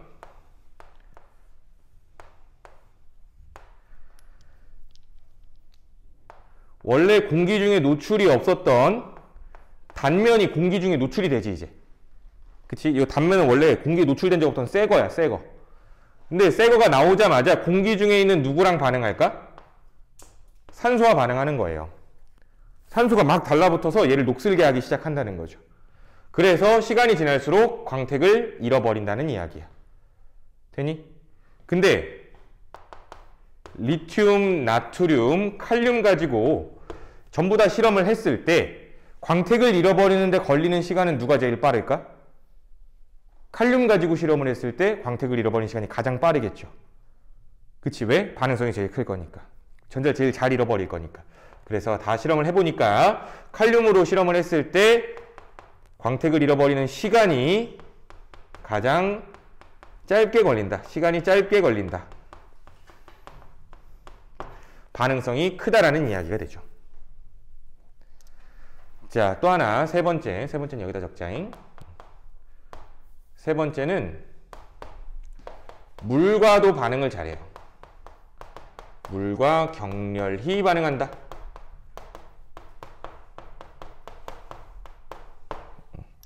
요 반응은 중요해. 자, 근데 물과 반응하는 거 반응식 한번 적어볼게.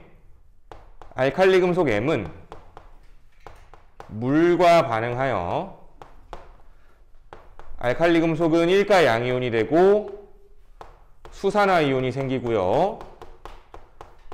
수소 기체가 발생을 한다. 기체 발생은 보통 이렇게 화살표 위로 표현을 합니다. 자, 이런 반응이 발생을 해요. 자, 원리 한번 이해해 보자. 자, 알칼리 금속이 이렇게 두 마리가 있었대. 두 마리가 있었대. 근데 요 주변에 이제 물이 있던 거죠, 물.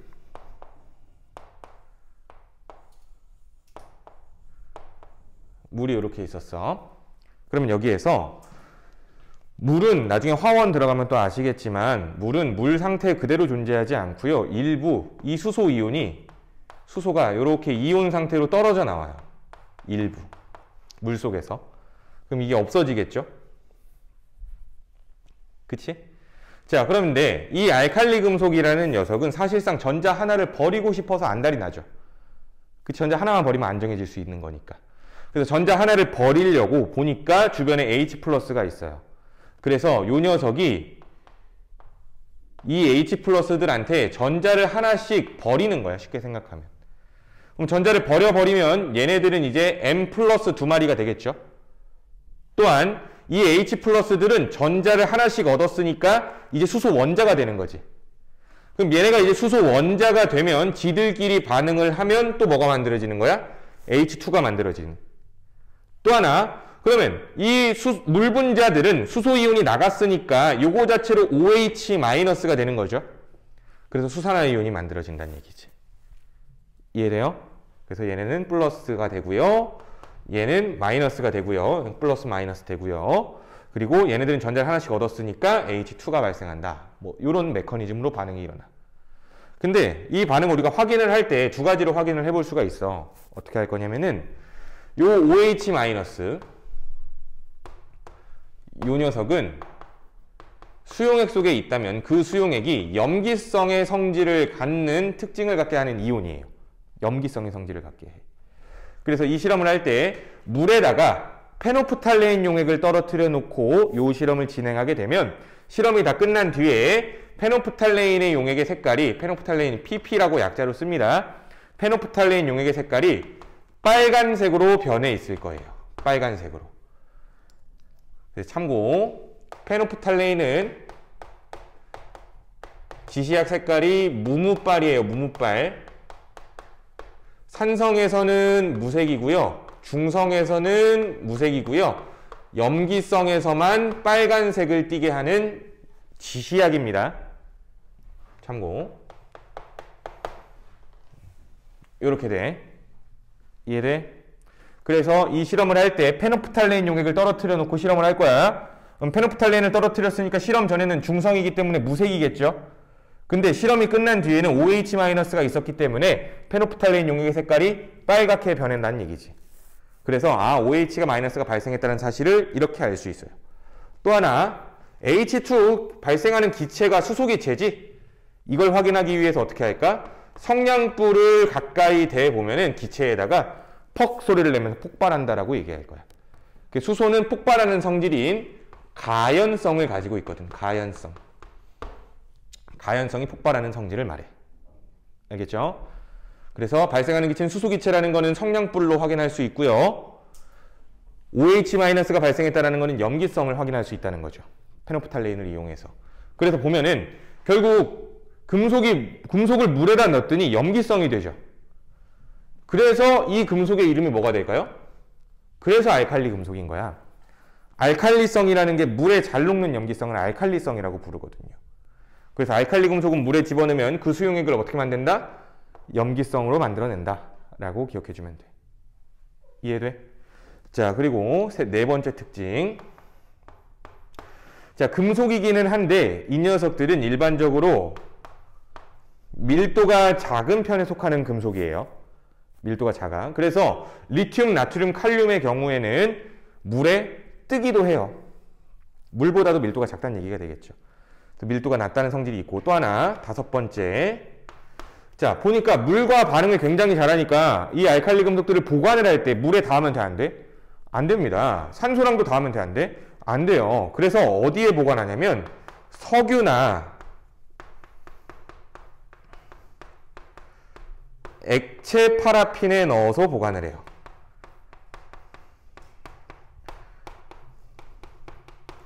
석유나 액체 파라핀에 넣어서 보관을 합니다. 그렇게 되면은 물의 접촉, 산소의 접촉을 차단시킬 수 있겠지. 아시겠죠? 그래서 알칼리 금속의 특징 꽤나 많은데 기억을 해주시면 좋을 것 같아요. 다시 정리할게요. 원자과 전자가 하나이기 때문에 전자 하나를 버리면서 일가 양이온이 되죠. 공통적으로. 그리고 산소와 반응을 굉장히 잘하고 물은 금속입니다. 산소와 반응을 하게 되면 광택을 잃어버린다라고 얘기를 하고요. 자, 또한 물과 반응을 하게 되면 수소기체 발생하고요. 그 수용액이 염기성이 되죠. 어떻게 확인할 수 있어? 페노프탈레인 용액의 색깔이 붉게 변한다. 이걸로 확인할 수 있겠죠. 자, 또 하나 밀도가 작고요. 그래서 물에 뜨기도 한다라는 얘기가 있어. 물에 뜨기도 해요. 금속이지만. 그리고 석유나 액체 파라핀에 넣어서 보관을 해야 하고, 왜? 산소랑 물과의 접촉을 차단시키기 위해서.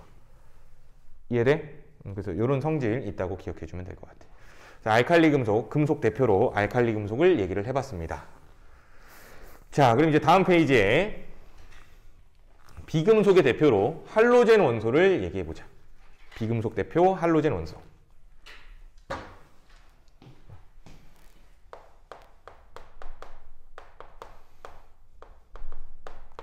자, 할로젠 원소는 17족 원소를 말합니다. 17족 원소. 그래서 누가 있어요?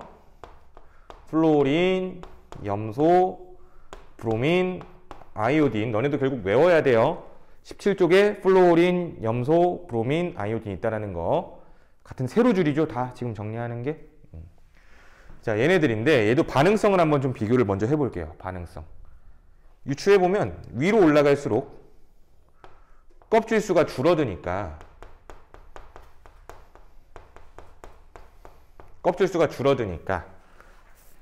핵과 전자 사이 거리가 가까워지겠지. 가까워지면은 인력이 세질 거니까 위로 올라갈수록 전자를 얻기는 쉬워질 거고, 그게 전자를 얻으면서 반응하는 녀석들이기 때문에 이번엔 위로 올라갈수록 반응성이 커진다는 얘기야. 비금속 녀석들은 전자를 얻으면서 반응할 거라서 그렇다라고 얘기하면 되겠죠. 또 하나, 그럼 얘네들은 평상시에 어떤 형태로 존재할 건가를 생각을 해보면 평상시에는 X2의 형태로 존재합니다. 알칼리 금속의 경우는 우리가 대표적으로 M을 사용하여 표현했죠. 근데 할로젠 원소는 X를 사용하여 표현할 거야. 그래서 얘네들은 평상시에 X2의 형태로 존재한다라고 이야기를 하고요. 이런 X2의 형태를 문제에서는 원자 두 개로 이루어져 있다라고 해서 이원자 분자의 상태다라고 얘기할 거야. 숫자 2예요, 말 그대로. 원자 두 개로 이루어진 분자로 존재합니다, 평상시에. 그럼 각각의 형태를 써본다면은 플로리는 F2가 되고요. 염소는 Cl2가 되고요. 브로민은 Br2가 되고요. 아이오딘은 I2가 되겠지. 이런 형태로 존재해. 근데 이 녀석들이 각각의 색깔이 좀 달라. 그래서 색깔을 기억을 좀 해주고 있으면 좋아요. F2는 담황색 기체고요. 담황색 기체. Cl2는 황록색 기체. 자, Br2는 중요해. Br2는 적갈색, 아까 얘기했죠. 그리고 액체라고. 적갈색 액체. 그리고 아이오딘도 중요합니다. 아이오딘은 보라색 고체야. 이 색깔 외워야 돼요. 물론 뭐 나중에 이게 시험 범위에 들어가면 그때는 외울 수밖에 없게 되겠지. 그래서 일단 알고는 계세요. 아, 이걸 나중에 외워야 되구나 라고. 자, 그럼 또 자, 요 녀석들이 특히 반응을 하게 되면은 누구랑 또 반응을 잘하게 되냐면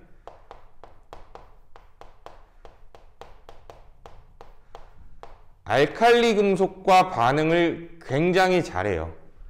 왜 그럴까 한번 이해를 해보면은 알칼리 금속은 전자 하나를 버리려고 할 거야. 근데 할로젠 원소는 17족 원소이기 때문에 원자과 전자가 몇 개예요? 7개죠. 그럼 7개가 안정되기 위해선 하나를 얻으면 좋겠지. 근데 알칼리 금속이 때마침 하나를 버리려고 하잖아. 하나를 버리려고 하는 녀석과 하나를 얻으려고 하는 녀석은 굉장히 궁합이 좋겠지. 그래서 알칼리 금속과 반응을 굉장히 잘해. 그래서 알칼리 금속과 반응하게 되면 그 형태가 MX의 형태가 될 거고요.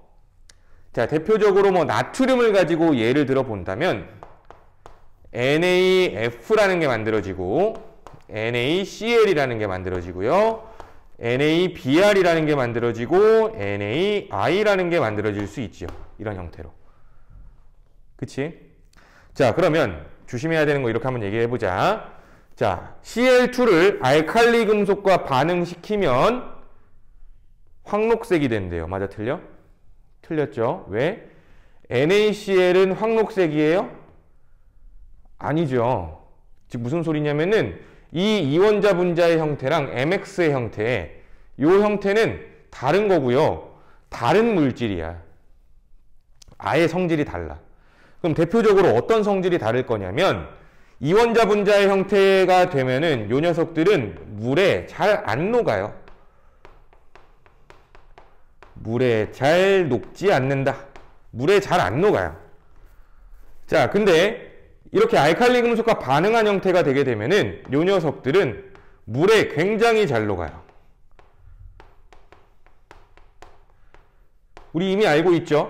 NaCl은 물에 굉장히 잘 녹지. 그럼 NaCl을 물에 녹이면은 황록색이 돼요? 아니죠. 무색이죠. 무슨 소리야? 야, 이원자 분자 형태랑 MX의 형태는 전혀 성질이 다른 물질이라는 이야기예요. 얘네만 색깔이 있는 거야. 이해되죠?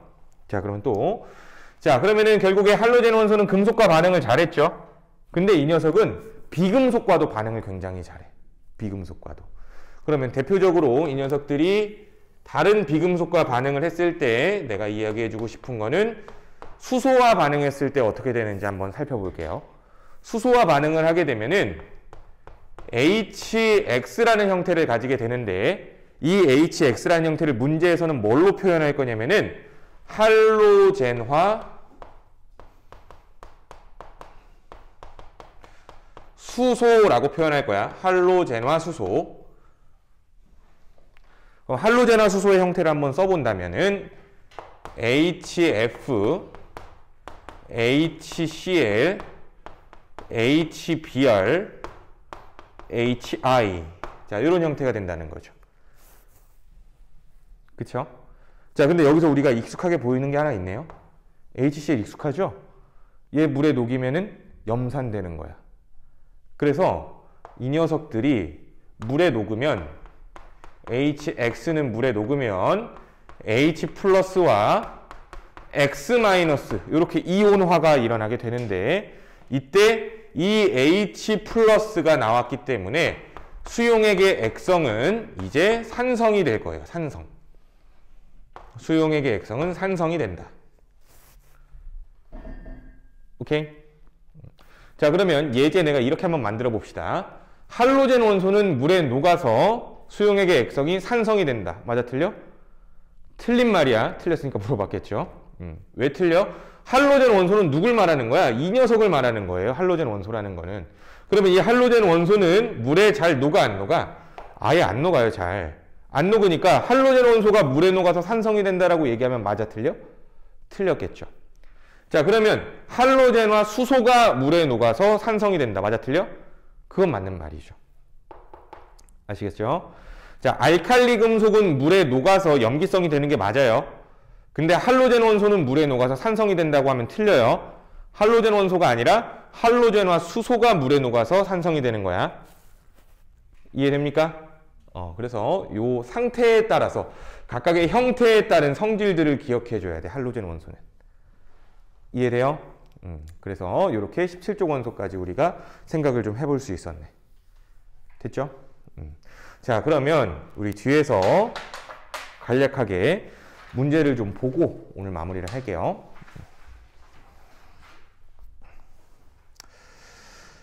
자, 그러면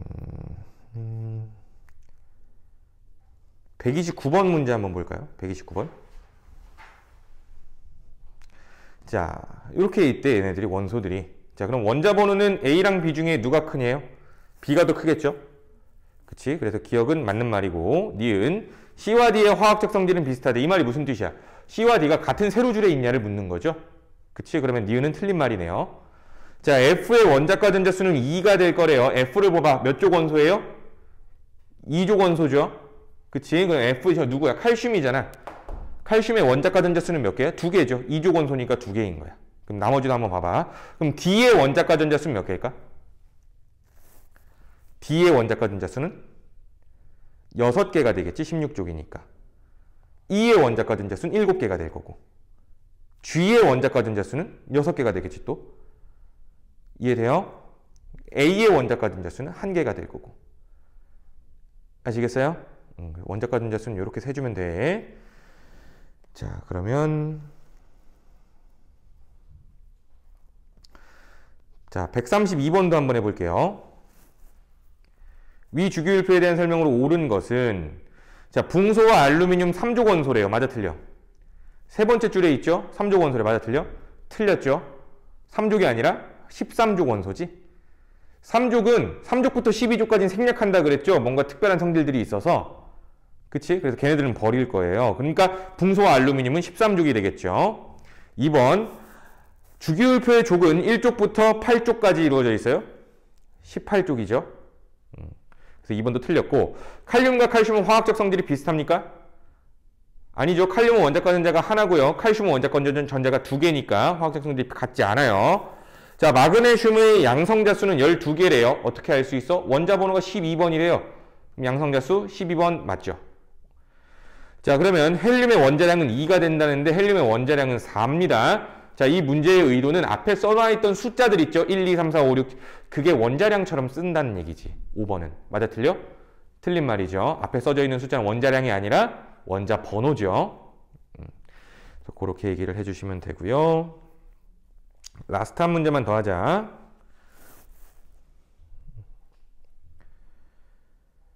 자, 140번. 자, 이에 대한 설명으로 옳은 것은 자, A의 원자과 전자수는 8이래요. A, 헬륨이잖아. 18족이죠. 18족 원소의 원자과 전자수는 0개라고 얘기했었지. 반응 안 하니까. 그래서 1번이 틀렸고 2번. 자, B와 C는 원자과 전자수가 같대요. 같은 세로줄이냐는 얘기죠 또. 틀린 말이죠. B와 D는 원자과 전자수가 또 같대. 이건 맞는 말이지. 몇 개로 똑같아요? 1개로 똑같겠지. D와 E의 화학적 성질은 비슷하대요. 또 같은 세로줄이라는 얘기지? 틀렸죠. 자, B와 D는 전자가 들어있는 껍질수가 1이 된대요. B와 D는 전자가 들어있는 껍질수가 1이 아니라 원자과 전자수가 1이 되죠. B의 전자가 들어있는 껍질수는 몇 개예요? 2개죠. D의 껍질 수는 몇 개예요? 3개죠. 이해되죠? 이렇게 문제 해석해주면 되는 거야. 아시겠어요? 자, 그러면 오늘 수업은 일단 여기까지 이야기를 하고 숙제는 마찬가지로 74페이지, 페이지 아니 180번까지 지금 내가 가진 파일이랑 쪽수가 좀 다른 것 같더라고요. 180번까지 풀어주시면 됩니다. 아시겠죠? 자, 그러면은 수업 듣느라 고생하셨고 집으로 가시면 되겠습니다. 자, 그러면 수고하셨습니다.